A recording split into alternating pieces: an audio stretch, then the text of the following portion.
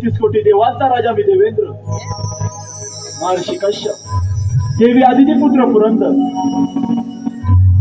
माझी अमरावती अमरपुरी झाली असून याची निर्मिती साक्षात विश्वकर्मांनी केली. माझ्या अमरावतीमध्ये गंधर्व, ब्रह्मा, मेनका, उर्वशी आदी अप्सरांचे नृत्य गायन सुरू असते. परंतु अजूनही या दरबारी रंभेचे नृत्य झाले नाही. रंभे रंभे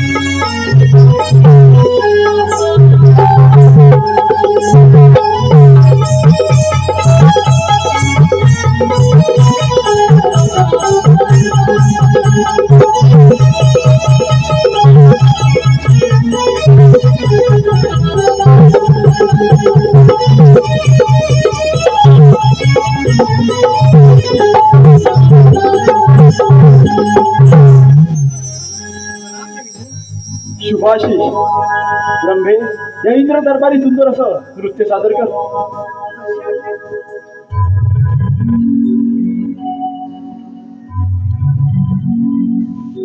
नाचते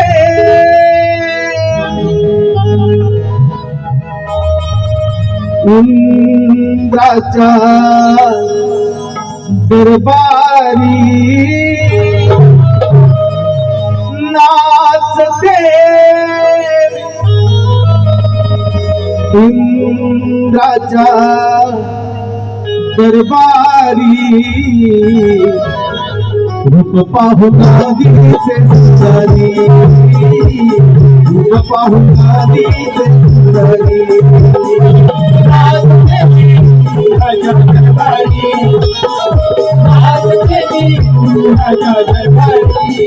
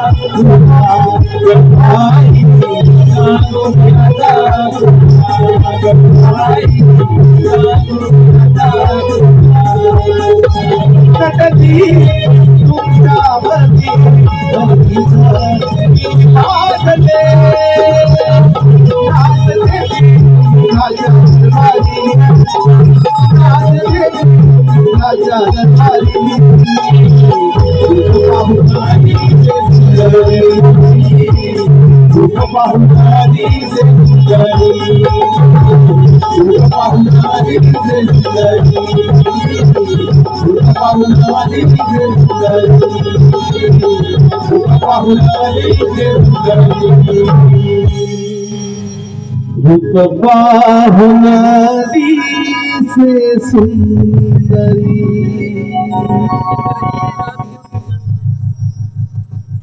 नारा नारायण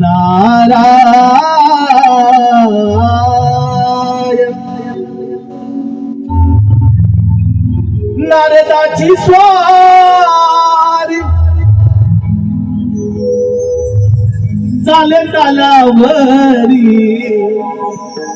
नारदाची स्वारी चाले तालावरी निघून चालली हो इंद्राच्या दरबारी निघून चालली हो इंद्राच्या दरबारी नारदाची स्वारी चाले तालावरी नारदाची स्वारी चाले तालावरी निघून चालली हो इंद्राच्या दरबारी निघून चालली हो इंद्राच्या दरबारी नारदाची स्वारी चाले तालावरी नारदाची स्वारी चाले तालावरी चालली हो इंद्राच्या दरबारी चालली हो इंद्राच्या दरबारी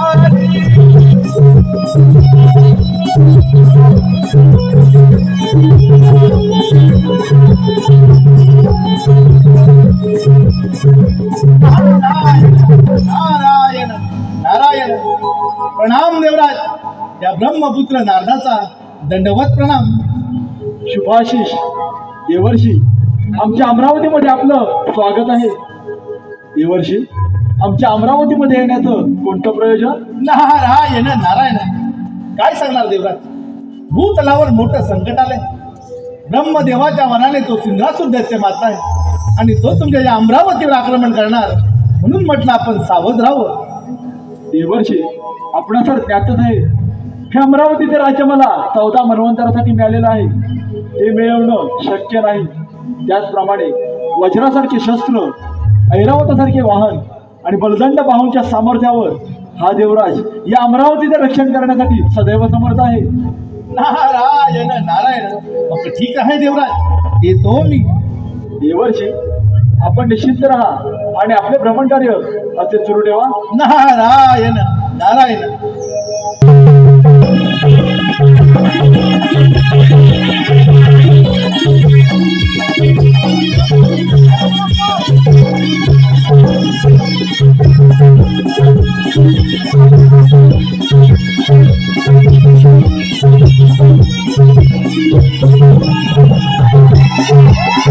हे 33 कोटी देवांचा राजा देवेंद्र धीमराज या क्षणी सुवर्ण सिंहासनाचा त्याग करून सेंदुरासुरा शरण ये, हीच तुला अंतिम चेतावणी.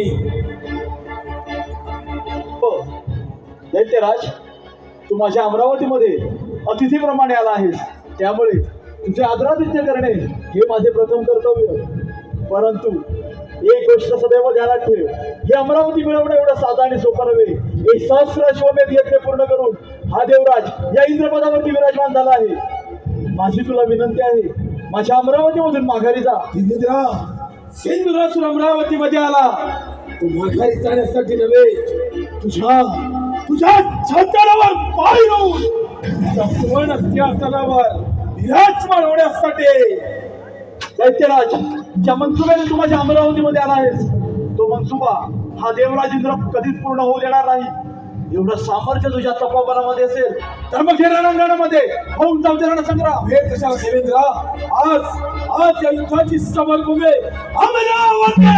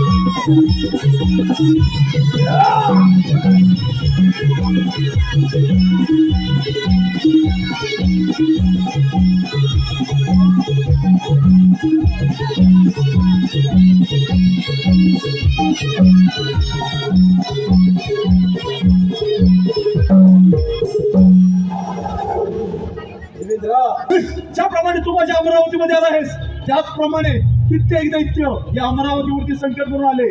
त्याला या देवेंद्राने या रणांगणामध्ये मारले. तिथे तुझी काय कथा? एवढं सामर्थ्य तुझ्या तपोबलामध्ये असेल मग होऊनच जाऊ दे रणकंद. कशाला देवेंद्र राज्य सिंधुरासुराच्या सुरक्षेचा फायदा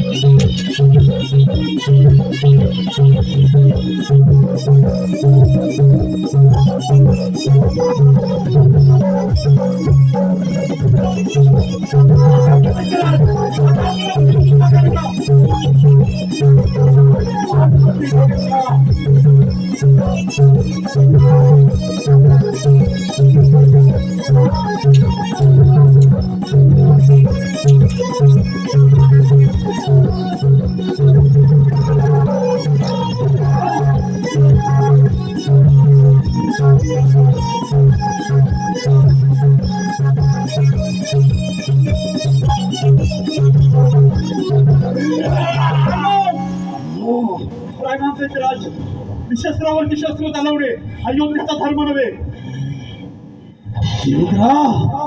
क्षत्रिय धर्म सिंधुरासुरी जाणतो. काय तर म्हणे अमरावतीचा राजा देवेंद्र सिंधुरासुराच्या चरणाचा दास झाला. यालाच म्हणतात काल परिवर्तन. काल परिवर्तन.